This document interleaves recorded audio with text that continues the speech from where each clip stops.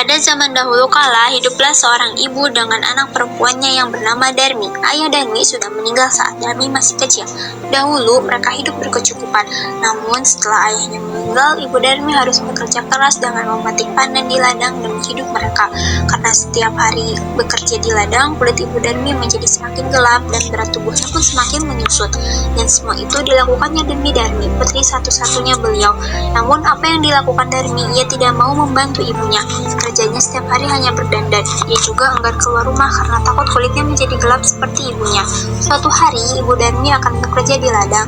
Ia akan bekerja sampai sore hari. Sebuah musim panen telah tiba. Ibu Darmi berkata pada Darmi, Darmi, bisakah kamu memasak hari ini, nak? Ibu tidak bisa pulang siang ini karena harus menyelesaikan hasil panen kita. Jika sudah selesai memasak, bolehkah kamu mengantarkannya ke ladang untuk ibu? Tidak mau, Bu. Kalau nanti aku memasak, badanku ini bau tungku. Dan kalau aku mengantarkannya, nanti kulitku bisa hitam seperti Ibu. Nggak mau, Bu. Ibu Darmi hanya menggeleng-gelengkan kepala yang terlihat sedih. Di ladang, Ibu Darmi bekerja dengan sangat keras. Ia mengumpulkan hasil panen karena besok dia akan menjualnya ke pasar. Dia tidak memperdulikan perutnya yang lapar. Setelah ia beristirahat sambil berdoa, Ya Tuhan, tolong kami. Ubahlah anakku. Lepaskan dia dari sikap malasnya. setelah pulang dari ladang, Ibu Darmi sampai di rumah. Betapa terkejutnya dirinya, tidak ada satupun makanan yang bisa ia makan. Darmi sama sekali tidak memasak. Darmi yang melihat ibunya pulang justru marah-marah. Ibu ini kemana saja sih seharian? Masa di rumah tidak ada makanan? Darmi, tadi kan ibu sudah bilang, ibu sudah menyuruhmu untuk memasak, nak. Ibu, kan Darmi sudah bilang Darmi itu nggak mau.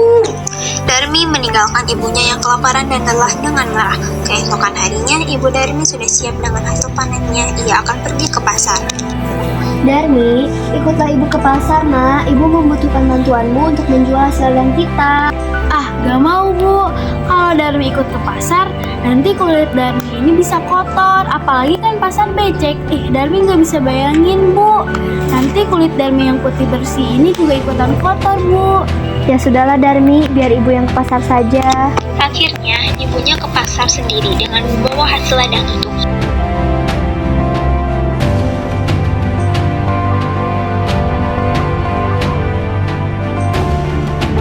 Sorenya, Ibu Darmi pulang dengan membawa hasil panen tidak terlalu banyak. Darmi yang melihat ibunya sedang menghitung uang segera mendekati ibunya. Bu, bedak Darmi habis nih, beliin dong. Iya, besok ibu akan belikan. Tapi kamu harus ikut ibu ke pasar supaya ibu tidak salah membeli. Iya deh. Bu, nanti jalannya jangan berdampingan ya. Ibu di belakangku saja. Kenapa, Darmi? Udah deh, Bu. Ibu di belakangku saja. Akhirnya, Darmi dengan terpaksa ikut ibunya pergi ke pasar. Darmi sebenarnya malu berjalan bersama ibunya yang berkulit gelap dan wajah yang tak terawat. Tiba-tiba di tengah perjalanan ada seorang teman Darmi yang menghampiri dan bertanya, Hai Darmi, kamu mana? Tumben kamu keluar rumah. Aku mau ke pasar nih. Iya nih, aku ada keperluan. Oh, kalau boleh tahu itu siapa Darmi? Ibumu ya? Iya. Dia bukan ibuku, dia itu pembantuku. Mana mungkin dia ibuku. Oh, ya. betapa sedih Ibu Darmi mendengarnya. Namun hanya ia tahan di dalam hati. Mereka melanjutkan perjalanan ke pasar.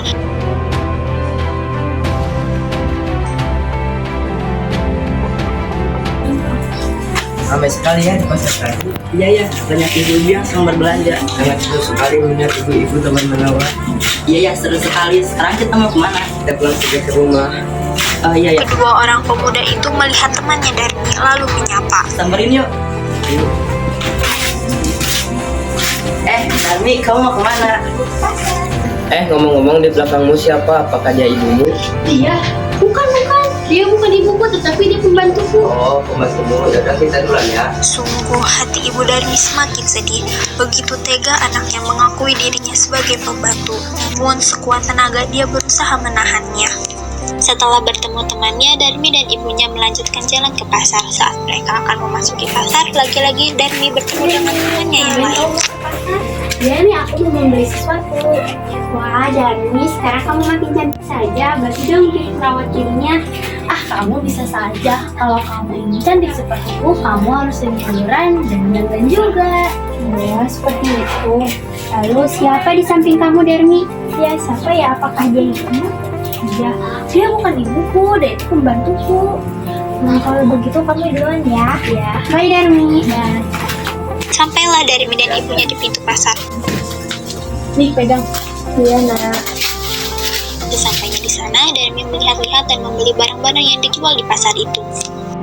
Sampailah Darmi dan ibunya ke tempat penjual bedak. Mbak, saya mau cari bedak yang kualitasnya baik dan harga mahal. Darmi, jangan membeli barang yang harganya mahal, nak. Uang ibu tidak cukup, nak. Udah deh, ibu diam aja. Udah sana-sana, nggak deket-deket Darmi. Nona, jangan begitu kepada ibu Nona. Bukan mbak, dia bukan ibu saya, tapi dia pembantu saya. Oh, pembantu ya. Iya, iya mbak, saya ambil yang ini aja satu. Berapa harganya? Itu 3.000, Mbak. Mbak ya? Ini, Mbak. Oh iya, ini kembaliannya ya. Ayo dibeli. Ini ada tas model terbaru, kualitas terbaik. Mas, saya pengen tas yang kualitasnya terbaik. Oh ini Mbak, silahkan. Ngomong-ngomong yang di samping Mbak siapa Mbak? Oh, itu pembantu saya. Oh pembantu, tapi mukanya sangat mirip. Apaan sih? Mas, saya ambil yang ini aja satu. Oh iya Mbak. Darmi, sudah cukup Darmi. Barang yang kamu beli sudah terlalu banyak. Dan juga harga tas ini sangat terlalu mahal, Darmi. Uang ibu sudah tidak cukup. Ah, ibu ini ya sudahlah, Darmi tidak jadi membelinya. Astagfirullahaladzim. Dalam perjalanan pulang, Darmi marah karena ada barang yang tidak terbeli. Ibu ini bagaimana sih? Darmi kan ingin membeli tas terbaru tadi, masa ibu tidak membelikannya? Darmi, tadi kan ibu sudah bilang, nak, uang ibu sudah tidak cukup karena kamu membeli barang yang terlalu banyak, Darmi. Alah, alasan. Seharusnya ibu mau dong membelikannya. Tadi kan dari awal Darmi udah bilang, ibu jangan dekat-dekat Darmi. Darmi itu malu, bu, malu. Ibu Darmi tak kuasa menahan air matanya, maka ia pun berdoa. Ya Tuhan, hamba sudah tidak kuat lagi dengan sikap anak hamba. Tolong kiranya Tuhan menghukumnya agar ia menjadi jera. Setelah Ibu Darmi selesai berdoa, Darmi menjerit kesakitan. Aduh, ibu, tolong bu, kaki Darmi sudah tidak bisa digerakin lagi bu. Maafkan ibu nak. Sedikit demi sedikit Darmi Ini menjadi karena batu. Ibu kelakuanku Darmi menangis terhadap keluh. ibu. Darmi merintih sambil menangis meminta ampunan ibunya. Sayang, semua tak bisa kembali.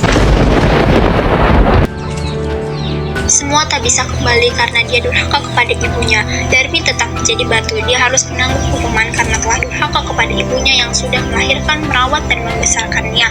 Batu itu dinamakan Batu Menangis yang berada di Kalimantan Barat.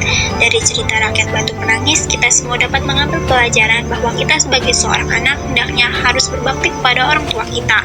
Ibu adalah orang yang telah mengandung, melahirkan, dan merawat kita dengan penuh kasih sayang. Seperti apapun rupa orang tua kita, baik miskin ataupun kaya, mereka tetaplah orang tua yang harus kita hormati dan sayangi. Hormati orang tuamu, maka akan datang keberkahan di dalam hidupmu.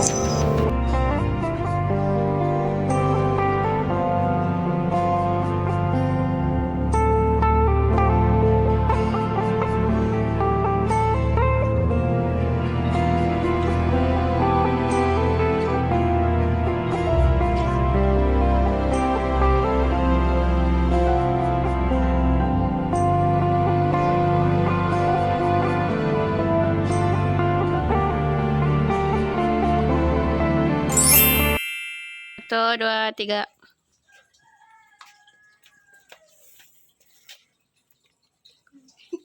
Jangan membeli. Jangan membeli. Ikut dong. Mbak, saya mau cari bedak. Capek sih, aing lagi cangkel.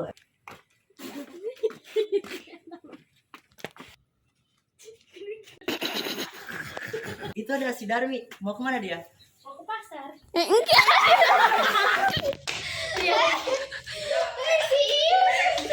Mbak, saya mau J, 2, 3. Langsung.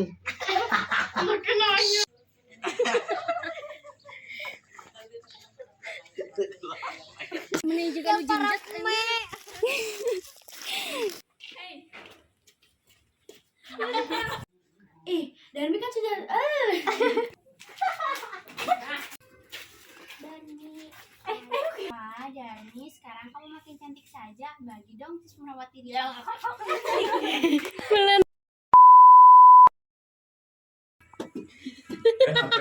Hamzah. Terakhir.